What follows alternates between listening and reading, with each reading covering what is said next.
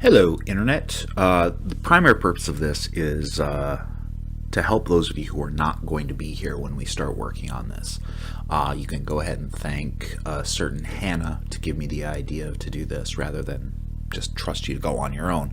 Now, there are some other details and resources on my blog for this, including some sample outlines, a sample essay, and some various little pieces here and there. But the goal of this is to supplant that in case you need it. It's going to be a longer video than my previous videos on purpose. Now, the goal at the end of this is for you to see just how easy a large essay can be. Now, you're used to smaller essays in the nature of 4 to 5 pages, a basic 3-part essay. And a large essay uses all the same tips and tricks. Now, the reason we have done our written purposes first is because the only real difference between a large and a small essay is a variation of written purpose and development of your own voice to make a successful large essay. So what we're going to do is we're going to go through what a small essay looks like, and then we're going to use the same topic and we're going to build it out into a larger essay together. So let's do this, huh? So, the small. This is stolen. I did not write this. I have changed a few things when we get into the bigger stuff, but at its core, it is something that a student wrote, actually just last year, 2017. Here's my thesis. Schools should fund Dungeons & Dragons as a legitimate school activity. It is a Rogerian argumentative thesis, because you can quite easily flip it and say schools should not fund Dungeons & Dragons. It uses that old Kantian should not idea. Now, the claims that I'm using to support it, these will be my body paragraphs in this small essay. First, Dungeons & Dragons is a team-based activity. The game encourages higher-order thinking, including mathematics and high-level problem-solving. And finally, success in Dungeons & Dragons hinges on social abilities such as negotiation and conflict resolution. The structure is pretty simple. When we're looking at this, we see an introduction, about 100 words-ish. We have body paragraphs. They're about 200 words each, a little more, a little less, whatever. And a conclusion, about 100 words. It's 10% again. So we're looking at something in the nature of 8 to 1,200 words. It's a short, simple essay. We've done them before. The trick comes when you want to make it bigger. Here's my claims written out, just like this. Dungeons & Dragons is a team-based activity. I ended up with 220 words, and yes, I word counted this kid's essay to do this. The second claim, 240 words. The third claim, 320 words. If I add those up, that's what? 320, 425, 2560, 660, 760, 780 words right there. 880, 980, 980 words for the total essay, roughly. I think she had 1,000, actually, because she had a larger conclusion. Again, it's a simple essay. It's not something you've never done before. You've all made a thesis with 3 supporting points and a conclusion. There's not a big deal to that. Here's where things get fun. This is the same thing again. My thesis and my 3 claims. The only real difference between the small one and the big one is with the small one, each one of those claims is a paragraph. Maybe 2. A few of you had some where you had some 2-paragraph claims with your argumentation essay. In a large essay, each one of those claims is essentially treated as its own thesis to prove. And to make this exciting and interesting for the reader to read, not only do you pull in your own written voice and utilize descriptive writing and good information and good sources as your backbone, but you also vary up your purpose. So for example, my first claim, maybe I would try a definition essay for that. My thesis would be Dungeons & Dragons is a team-based activity at its core, and I would define what cooperation is for that. For my second paragraph, it encourages higher-order thinking. Maybe I'm going to try a compare-contrast. And then finally, for my third one, success in Dungeons & Dragons hinges on social abilities. Well, I'm kind of curious, social abilities. I'm going to try cause-effect for that. Why not? From this point on, I kind of separate everything out. I don't worry about that thesis statement for a while. I set that aside. Instead, I take each one of those claims and I treat it as a thesis statement for a traditional 5-paragraph essay. Except I don't have to worry about an introduction. Isn't that fun? No introduction, just body paragraphs and a conclusion. That's it. Now, before we get into mapping out what this essay is going to look like, we have to talk about what a transition paragraph is. Last week, you should have done compare-contrast, and compare-contrast requires something called a transition paragraph. The reason we do compare-contrast last is not because it's the hardest. It's the easiest, isn't it? I'm assuming that you guys have very few problems with it. Of course, you haven't written them yet as I'm recording this, but we'll see. The basic definition of a transition is that it's a small paragraph that connects one part of an essay to another. Just like a transitional phrase is a single phrase that connects one thought to another thought, a transitional paragraph does the same thing, but it does it in a larger essay. So if I am building a large essay with 3 claims, a transitional paragraph goes in between my 3 claims, which takes me from one piece to another. I like to think about them as little miniature conclusions. They're not huge, 100 words, 150 words, thereabouts-ish. They're not big. They're just there to kind of ease your reader in. They provide a good analysis of my section, as well as transition to the next section. It lets my reader pause, and it lets me tell the reader exactly what I've already proven, and provide some connective tissue so that everything kind of flows together as one thing. Because as I've said before, for the purposes of writing the essay, we're pulling everything out and we're treating each claim as its own separate thing, but in the end we have to put it all back together again. And we don't want it Frankenstein together. We want it to feel like it's one organic unit, and transitional paragraphs are a key component to that. So, section 1. Here's my thesis. In reality, it's actually just my first claim. That's all it is. Dungeons & Dragons is a team-based activity at its core. For the purpose of this section, essentially for the purpose of these next 2 days that I'm going to be working on this section, I'm just proving that first claim. And again, I've decided I want to define cooperation. I'm going to say here's what cooperation is. That's what I'm defining for this thing. I'm going to be using some examples in Dungeons & Dragons that utilize and best show off what cooperation is. The first sentence of my claim that I first start off with is my old chestnut of first, second, finally, first, next, last, that kind of thing. You use those with your claims. And for my first claim, I would say first. That's the easiest way to do it. Now, of course, you can do other ways. There are other ways to order numerically. But for the purposes of this little tutorial, we're just going to say first. Dungeons & Dragons is a team-based activity. It fosters cooperation towards unified goals. And again, I'm defining what cooperation is. That's the first sentence of my claim. There's no introduction. I do not need an introduction. Each one of these little 5-paragraph essays, I don't write introductions. You don't worry about those. You're going to have eventually an introduction for your essay as a whole. You'll get into the nuts and bolts of all that then. When I'm breaking down an essay and working on building it into a large 3,000 word monster, I don't worry about these introductions. Now, it is March 11th, 2018, and this semester I have an inordinately high amount of you. So this number may or may not hold up in the future, but right now I have 65 of you. And I'm going to bet dollars to pesos out of the 65 of you, about 4 will feel kind of lost not writing an introduction. What I would recommend you do, pretend it's a 5-paragraph essay and write an introduction. Later on, go ahead and throw the introduction away. Maybe the introduction will become part of your transitional paragraphs and all of that later on.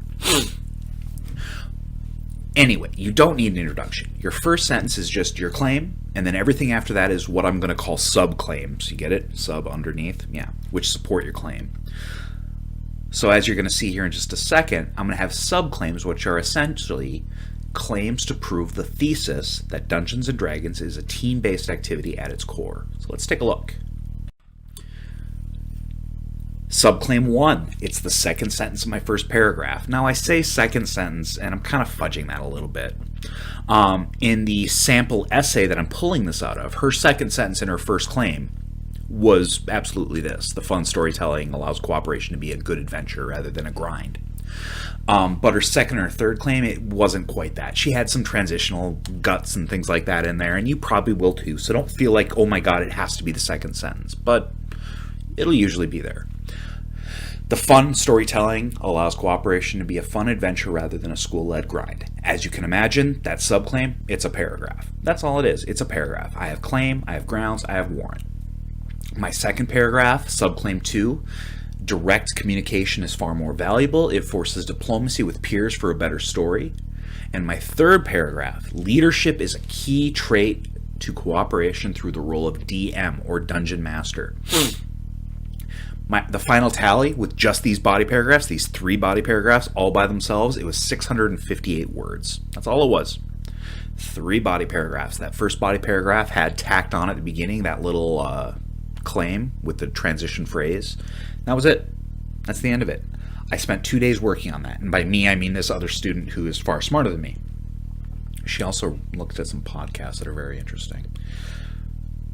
That's it. You write this little section, you set it aside, and you call it good. Okay, I may have lied. You don't call it good because you need a transition paragraph. Now, at the end of those 3 paragraphs, you have a 4th paragraph, and that is the transition paragraph. The transition paragraph for this segment is just worrying about the claim. I'm not worrying about my thesis. The thesis doesn't matter yet. What matters is that claim. Dungeons & Dragons is a team-based activity. I am defining cooperation. That's it. My transition paragraph, about half of it is summing up just those preceding 3 paragraphs. How do those paragraphs in my claim demonstrate a working definition of what cooperation is, and why is this cooperation so vital to Dungeons & Dragons? That's the bulk of what I'm doing. It also has to do something else. It has to transition to my next point. My next claim, the next big section that I'm going to be working on, is that the game encourages higher order thinking. If you remember back to the 5-paragraph essay model at the very beginning of this, that was, paragraph 2. In this case, it's going to be, paragraph 8 or something like that. I'm not keeping track of my numbers. This ain't math class. Anyway, the transition paragraphs are small. They are about the same size as an introduction or a conclusion in a traditional 5-paragraph essay. 100 words, 150 words. If you have more, great. If you have less, fine. What matters is less the word count and more what it's doing, which is transitioning from one point to another. It's, again, you're giving your reader time to pause and think about why what this section was doing it well. That's it. Section 2, I have a thesis statement again. I'm hoping this is starting to sound familiar. I go through that same process I went through in my first claim. I take my second claim, here's my sentence, this is what I want to talk about, and I have to think about what's my pattern of development. The game encourages higher order thinking, including math and high-level problem solving. Now, when I saw this, I thought to myself, well, gee, we teach that already. Schools do that, don't they? Yeah, they do. They do that. So I picked a couple of subjects, history, English, and math, and I decided I was going to write a compare-contrast essay. Learning in Dungeons & Dragons versus more conventional subjects. That thesis, quote-unquote thesis, is just the claim from the 5-paragraph essay that I'm treating as a thesis for the purposes of writing this whole thing. And here we go. Same deal. The first sentence of this claim, again, just my claim. That's it. Abstract reasoning is a vital component to a successful Dungeons & Dragons campaign. Of course, once again, there will be a transitional phrase in there, something like next or second, whatever you work with. You don't need an introduction again. The first sentence is just your claim, and then everything after that is subclaims which support that claim. The only thing you're worrying about is a compare-contrast essay, learning in Dungeons & Dragons versus learning in normal school subjects. That's it. My final tally for that essay, again, quote marks, essay, is 672 words. I had 3 paragraphs to support it. That's 3 paragraphs total for this compare-contrast essay. Subclaim 1, which was roughly the second paragraph of this first, or the second sentence of the first paragraph in this claim, basic math is used a large amount of the time. Subclaim 2, historical understanding of strategy is a key component. Subclaim 3, creative problem solving is vital. Now for each of those claims, I did go back and forth between Dungeons & Dragons and conventional subjects. I had transitional phrases in my paragraphs, claim grounds warrant. I would, for my grounds, I pulled in examples of math in the game, or examples of history in the game, or examples of creativity in the game, and I would compare it with actual elements in classroom dynamics. For math, it was a lot of basic math, multiplication, division, that kind of thing. For the historical understanding one, that one got a little bit more interesting. Now, I am, again, not nearly as smart as the person who wrote this paper. What she did was she actually went in and she talked about the Battle of Waterloo for a little bit. And it was a very brief little breakdown. She had a lot of knowledge of it already.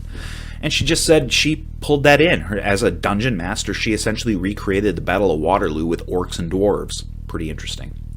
And then lastly, creative problem solving is vital. That was kind of a callback to English, creativity and abstract thinking and that kind of thing, versus the creative problem solving of, oh my god, how do I get this thing out of the way? Oh, I know, turn it into a sheet, that kind of thing. 3 paragraphs. That's all I had. I lied again. 4 paragraphs. I had a transition paragraph. After those 3 sub-claims to prove my claim, I had a transition paragraph. The transition paragraph, mini conclusion again. It just sums up how do those preceding 3 paragraphs in the claim create that comparison. How do they compare in terms of learning those higher order skills compared to school? And then also it transitions to my final point, which is that success in the game itself hinges on social growth and the development of skills like negotiation and conflict resolution. This transition paragraph was a little bit bigger. It was, if I remember correctly, about 175 words. It was a little bit bigger because there was some more traction that had to be covered in terms of the bit with the higher order skills. I had to kind of sum up how I compared each of these things, and more importantly, why I believe Dungeons and Dragons does it better than conventional school. I mean, my God, sitting in a class listening to somebody versus actually playing a game where you're a paladin, come on, that's cool. After this transition paragraph, I set it aside, I say I'm done, and I move on to section 3. Section 3 is my 3rd claim. Once again, just like the previous 2, I don't do anything fancy. I just take this claim and I think, what pattern of development can I use to talk about this claim that will be interesting for me and interesting for my reader? Now that we're working on our 3rd one, we have to start keeping something in mind. You don't want to reuse the same purposes over and over and over again. There are some limitations to that basic rule, but the rule still remains. You want to be interesting. That's the primary goal. Just like if you were a creative writer, if you're writing a fun little short story, or if you're watching a movie, you can do anything you want so long as you're not boring. Part of not being boring, varying up your purposes. Cause-effect is what I'm using for this one because I didn't use it for the other 2. And because cause-effect, that's a big one. Definition, narrative, those are very limited, small purposes. Compare, contrast, it's a little bigger. Cause-effect, that's like big philosophical thinking. That's a big purpose. I'm going to use that for my last one. I like that one. Besides that, I'm looking at this and I'm thinking skills like negotiation, conflict resolution. I think my wife is texting me. I'm downstairs and she's upstairs and, all that. I'm looking at that and I'm thinking, well, what happens if you don't get those skills? What happens to a person if they don't learn how to negotiate, if they don't learn how to resolve conflicts in their lives? And I think, well, compare, contrast, let's do this. But I'm still stuck with that whole D&D thing. So I'm going to kind of fudge it a little bit. Yes, I'm doing cause-effect. But I'm going to have another paragraph in there. I'm going to have a paragraph that will talk about how D&D teaches these skills in a game setting. This first paragraph probably isn't going to be very big, but it's going to be there because I have to kind of set this up. It'll make sense in a minute, I hope. My first sentence, Dungeons and Dragons is a social game at its core, : it cannot be played alone. I don't need an introduction for this section again, at all.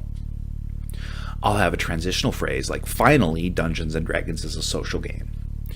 But I don't need to have an introduction to the section. I just have the section. That transitional paragraph kind of works as an introduction. Now that you're starting to look at these pieces together, if you do your job well, your transition paragraph kind of works as a little introduction to this claim, to each claim. Everything after that introductory sentence, the claim that you're stating, is just subclaims. I have to remember cause, effect. That's all I'm looking at, the cause and effect. Negotiation and conflict resolution, cause, effect. Not worrying about my thesis still. Not worrying about it at all. Here's my final tally. I ended up with 742 words. And by me, I mean this other person who's smarter than me. Just the body paragraphs, not the transition paragraph, just the body paragraphs for this claim alone, 742 words. And that's because there were 4 paragraphs. The second sentence of my first paragraph in the claim, Dungeons & Dragons promotes these skills as part of any successful campaign. And it's just me establishing Dungeons & Dragons teaches you this stuff. My second claim, my subclaim, I should say, is talking about causes. The skills of negotiation and resolution are mandatory in anyone's life. These are causes. What causes these issues that would come up? I mean, I'm talking about things like, rampant hormones, fights in the bathroom, kids from different backgrounds than you, that kind of thing, and how it's required to learn that, putting yourself in other people's shoes. My third paragraph, I decided I was just going to talk about, being a kid. The immediate effects of not having these skills. It can impact your success. Why? Well, if you're constantly getting in fistfights, you're not going to graduate. Not good. And as much as it sucks, we need our high school diplomas. Lastly, my fourth paragraph, much more drastic. I'm going to look even more further out. The lack of this ability can create abnormal criminal behavior. I found a great one. I found one about a guy who's a multiple murderer and how the reason he's a multiple murderer is he's just angry all the time because he never learned how to talk to people properly. He never learned how to resolve conflicts peacefully. That's pretty cool. 4 paragraphs, 742 words. And of course, once again, rather than lying to you, there's another paragraph, the transition paragraph. I'm growing. I really am. I feel like maybe in the future I won't have to lie to you guys all the time. I mean, decades in the future. But right now, I still have to lie to you. I have a transition paragraph. This transition paragraph is going to be a little more simple than the previous ones because I'm transitioning to a conclusion. I have to sum up how those preceding paragraphs in the claim analyze the most powerful causes and effects to learning those skills, as well as how Dungeons & Dragons is the best candidate to learning them. In the end, I've got 3 claims. Each one of those claims I wrote by themselves, and then I'm going to staple them all together, and it's going to create one entire body of the essay. And I still have to write an introduction and a conclusion. Eventually, when we finish these 3 claims and doing our peer review, we'll spend time in class talking about what the introduction and the conclusion have to do. And the basic, simple answer to kind of give you a heads up is not a whole lot different than what you're doing now. The only difference is you're dealing with more information. General rule of thumb for introductions and conclusions are always about 10% of the whole. So in the case of a large essay, about 150 to 300 words, and a conclusion, about 150 to 300 words. I want to be very clear. Your final tally needs to be at least 3,000 words. That's everything. Introduction, body paragraphs, conclusion. You are working towards something which is at least 3,000 words. So if we do the numbers and we think to ourselves, I think I could do 250 words for my intro and my conclusion. That's 500 total, which means my claims with transition paragraphs should be about 2,500, thereabouts, on the conservative end. Once I've put it all together, what I'm left with is a flowing, organized piece. That's simple. That's it. There's not much more to it.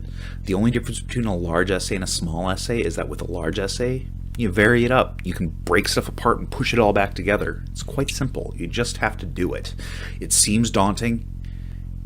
It really seems daunting. And when you look at the whole, it is daunting. But if you break it up into these pieces and think, for these 2 days, I'm just going to work on this one thing, it's not at all. It's nothing different than what you've done before.